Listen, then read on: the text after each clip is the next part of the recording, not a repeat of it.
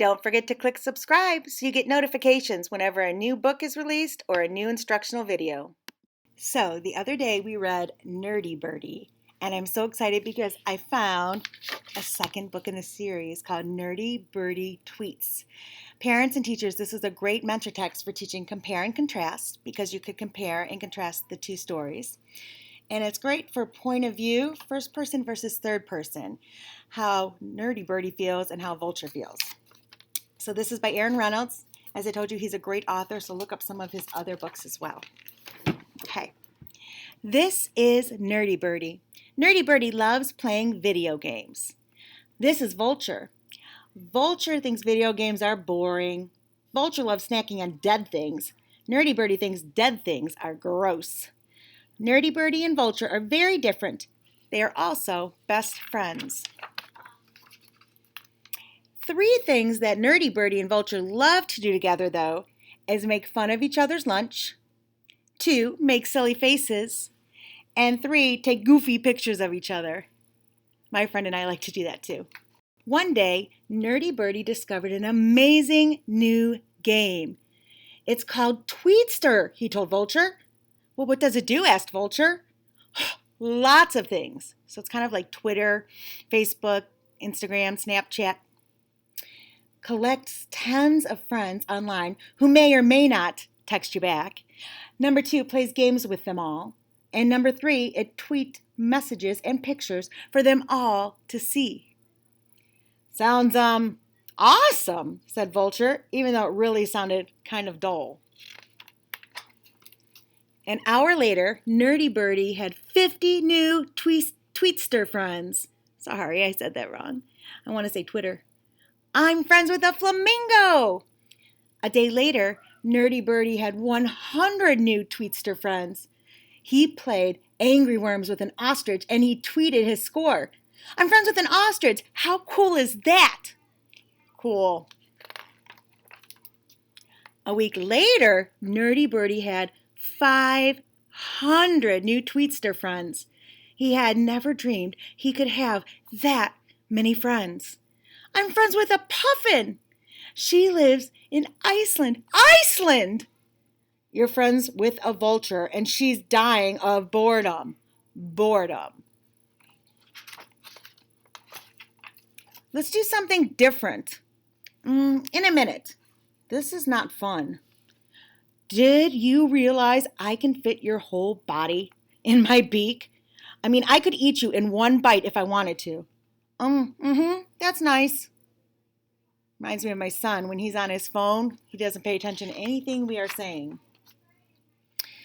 Vulture decided she'd had enough of watching Nerdy Birdy play Tweetster. Vulture spread her wings and flew away.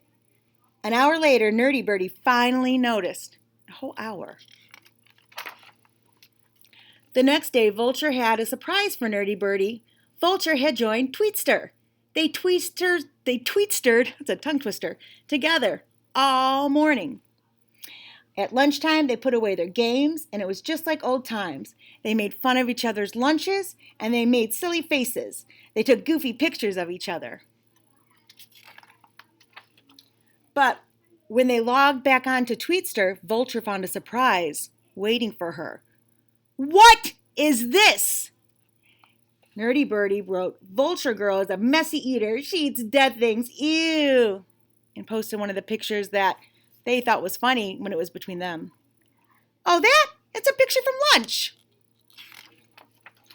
Why did you tweet it to your Tweetster friends? I thought it was funny. Just because you thought it doesn't mean you should tweet it. Why? It's embarrassing. I just thought, no, you didn't. Vulture spread her wings and flew away. An hour later, Vulture hadn't come back to their favorite telephone wire.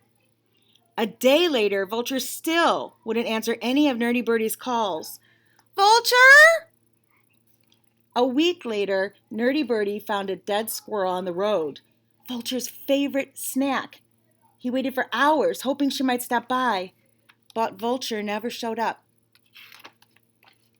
But then it hit him. Nerdy Birdy had 500 Tweetster friends. He'd ask them for advice. So he tweeted, "My best friend is mad at me. What should I do?" 10 minutes later, nobody had tweeted back. An hour later, nobody had tweeted back. A day later, only 3 Tweetster friends had tweeted back. Here's what they tweeted. "What do you want me to do about it? I live in Iceland." Unhelpful. "LOL, stinks to be you." Super unhelpful. "Try not to be such a bird brain, LOL." It wasn't meant to be helpful. I don't think these are real friends. I don't think he's ever even really meant them. He just was excited to have a lot of friends on Tweetster, but they're not true friends, are they? But it actually was super duper helpful. Nerdy Birdie closed down his game. He opened up his tiny little wings and he flew. He flew high, he flew low. He flew across town, he flew over fields until he spotted her. Vulture blended right into the branches of the dead oak tree, but Nerdy Birdie knew his best friend was a mile away. "I was a bird brain." Vulture said nothing. "I shouldn't have tweeted that photo of you." Vulture said nothing. "I'm sorry," said Nerdy Birdie. "You should be," said Vulture. And he really was. "What about your 500 Tweetster friends?" Nerdy Birdie shrugged. "One real live you is worth 1,000 Tweetster friends." This is Nerdy Birdie. This is Vulture. They are very different. They are also best friends. Some days, Nerdy Birdie decides what they should do. "Take that! I just beat your angry worms all-time score. Come on, one more game, please." That's how I am with Mr. Jackson when we play Uno.